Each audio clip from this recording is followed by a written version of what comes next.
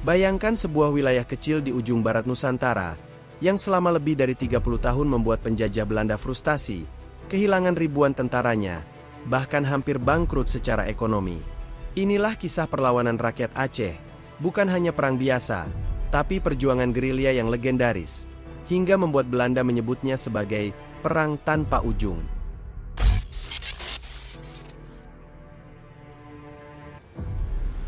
Pada tahun 1873, Belanda menyatakan perang terhadap Kesultanan Aceh, yang dikenal dalam sejarah sebagai Perang Aceh. Perang ini merupakan salah satu konflik terpanjang dan paling berdarah dalam sejarah kolonial Belanda di Indonesia. Belanda merasa perlu menguasai Aceh karena posisinya yang strategis di Selat Malaka.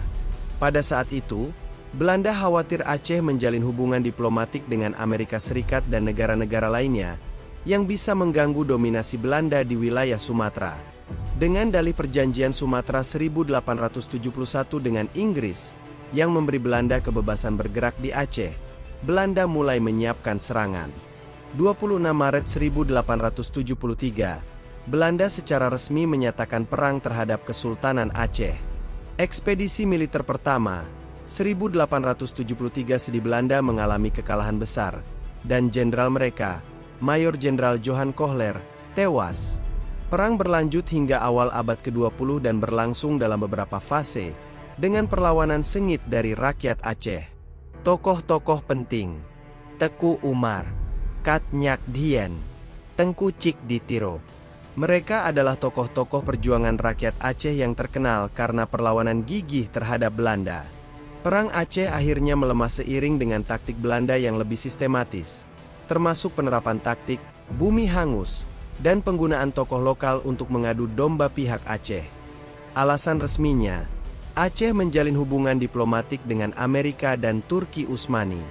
Tapi yang sebenarnya, Belanda ingin menguasai Selat Malaka secara penuh. Aceh bukan koloni biasa. Ini adalah kesultanan Islam yang merdeka dengan jaringan perdagangan internasional.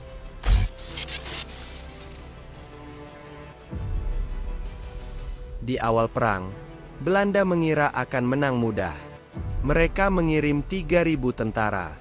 Tapi perlawanan sengit membuat ekspedisi pertama gagal, bahkan jenderal Belanda tewas.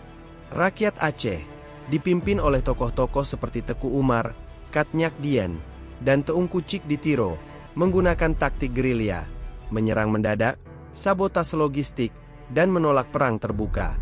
Serangan gerilya Aceh yang paling mengejutkan Belanda terjadi pada masa Perang Aceh, 1873-1904, terutama pada fase perlawanan rakyat yang dipimpin oleh tokoh-tokoh seperti Teku Umar, Kat Nyak Dien, Teungku Cik Ditiro, dan lainnya. Salah satu serangan gerilya paling mengejutkan dan bersejarah adalah serangan balik Teku Umar tahun 1896. Teku Umar adalah tokoh perlawanan Aceh yang sempat berpura-pura bekerja sama dengan Belanda, taktik politik licik strategi infiltrasi. Pada tahun 1893, ia bergabung dengan pasukan Belanda dan bahkan diberi jabatan serta senjata. Namun, diam-diam ia menyusun rencana untuk berbalik menyerang. Puncak serangan. Pada 26 Maret 1896, Teku Umar berkhianat terhadap Belanda dengan membawa kabur 800 pucuk senjata, 25.000 butir peluru, 500 kg amunisi, beberapa pasukan. Setelah itu, ia melancarkan serangan gerilya besar-besaran terhadap pos-pos Belanda, yang membuat pasukan kolonial sangat terkejut dan kehilangan banyak wilayah yang sebelumnya mereka kuasai. Belanda merasa dikhianati dan dipermalukan. Kepercayaan terhadap para panglima lokal menurun. Perlawanan rakyat Aceh makin kuat secara moral dan logistik.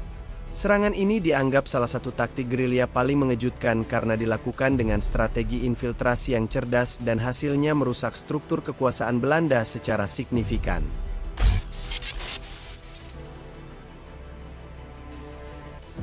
Teku Umar berpura-pura bekerja sama dengan Belanda, lalu membawa lari senjata dan pasukan ke pihak Aceh. Kat Nyak Dien, istri Teku Umar, menjadi simbol perlawanan perempuan. Bahkan saat tua dan buta, ia masih memimpin perlawanan. Teungku Cik Ditiro, ulama karismatik yang menyatukan semangat jihad melawan kolonialisme. Mereka bukan hanya pejuang, tapi juga simbol moral rakyat Aceh.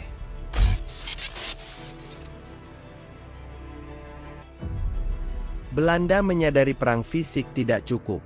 Mengirim orientalis Nokhur Gronje menyamar jadi muslim dan tinggal di Aceh selama 2 tahun. Strategi: memecah ulama dan bangsawan, memberikan uang dan jabatan kepada yang bersedia bekerja sama. Tapi perlawanan tetap berlanjut, terutama di pedalaman dan pegunungan.